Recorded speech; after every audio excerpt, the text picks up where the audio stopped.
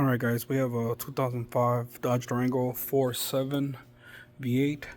We're going to get to the map sensor, which is under this funnel-like thing right here. I'm going to go ahead and take the airbox, take this vacuum hose, and then we'll be able to access it. It's between the AC compressor and the alternators right in the middle.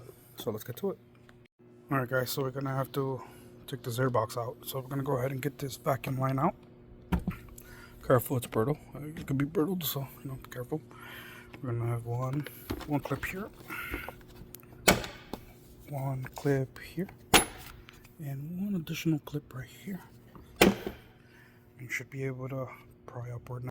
All right, once you loosen these up, one right here and one right here. Gonna go ahead over here and pry here, lift up, and now you can take the whole assembly out. Now that we've loosened everything up, I'm gonna go ahead and loosen it over here. Pull that out of the intake. There you go. Let's get it out of there. Perfect. Alright, now when you pry it from here, and nothing's holding it over here, go ahead and wiggle it out. And then sit to the side. So now that we remove that, we can see our map sensor, which should be right there. It should be this one right here, this map sensor right there. Since we're right next to the alternator, working right next to it, I'm gonna go ahead and remove the battery. It's a 10 millimeter. Okay, once we remove the battery, now we can safely be in this area and get to that map sensor safely.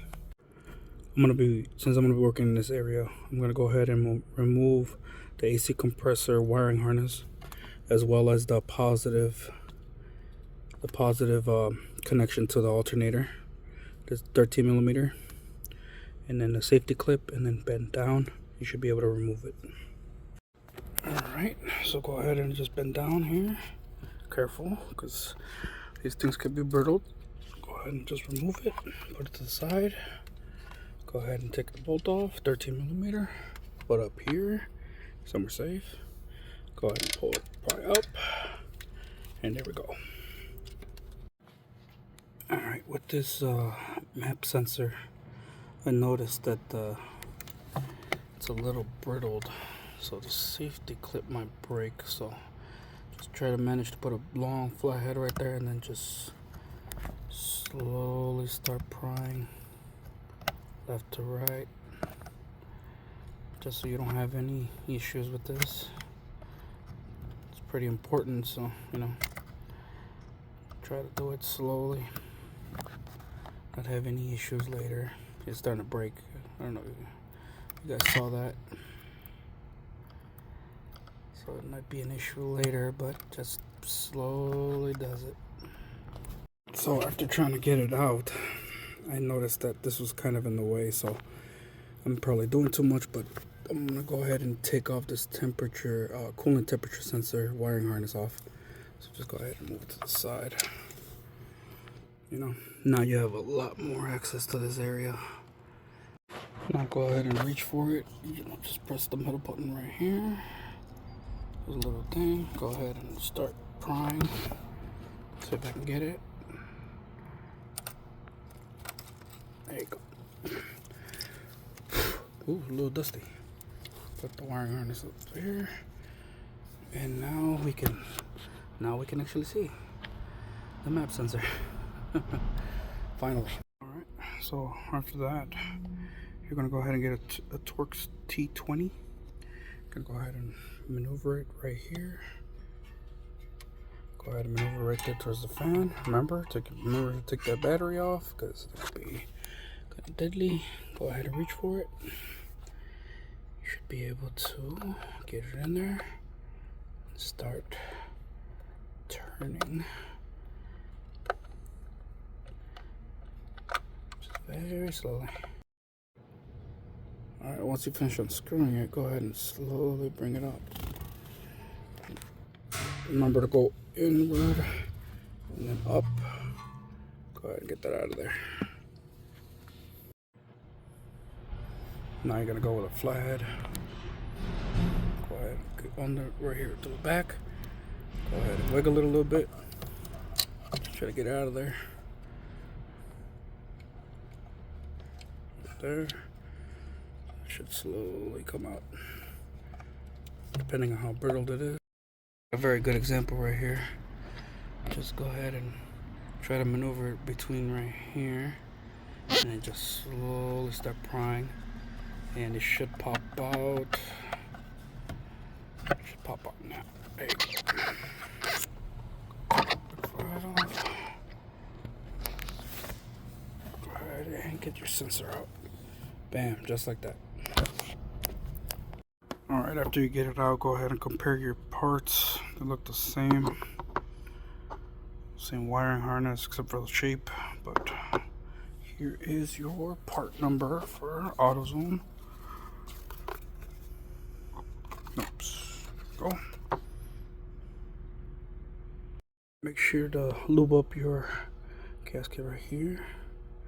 And then go ahead and install.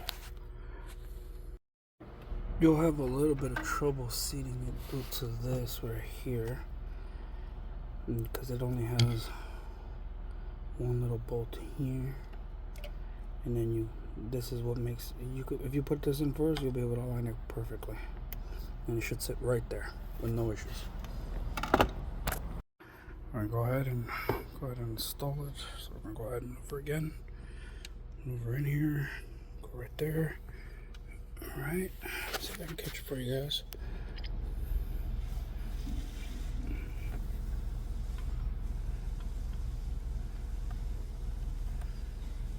Right there. Bam. Perfect. All right, once you get it seated in there, go ahead and just start, go ahead and start tightening it up. A little difficult, but once you get it, trust me, you'll get it done. Just go ahead and tighten it snug. Right there, that should be good enough. Perfect. All right, go ahead and now I'll go ahead and plug everything back in. Try to show you guys. Try to get it in there. Let's see right there. Bam. Bring it up. Go ahead and get your mass airflow. Perfect. We got a click. All right. This is your coolant. The coolant temperature sensor. Go ahead and get this out of there right quick. Excuse me. Go ahead and get your temperature sensor. Click again. Outstanding. Now go ahead and get your AC compressor. Excuse me. That in there. No click on that one. It's a little suspicious there. All right. Well, we're gonna get a click. Oh, we got a click. Okay, cool. All right. And go ahead and put your positive alternator cable. Get in there. 13 millimeter.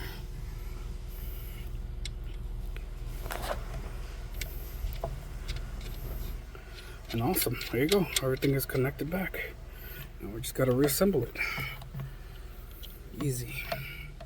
All right, good. All right, guys. Well, after you connect everything back in, you're just gonna put your intake back in place. It's pretty much putting that assembly back in here. Pretty easy. I don't need to explain that. Go ahead and put reconnect your battery and start your car. And this is the code that we got. That was making the car kind of spasm out, because it was in second gear. It was going up to 5,000 RPM. So this is the code that we got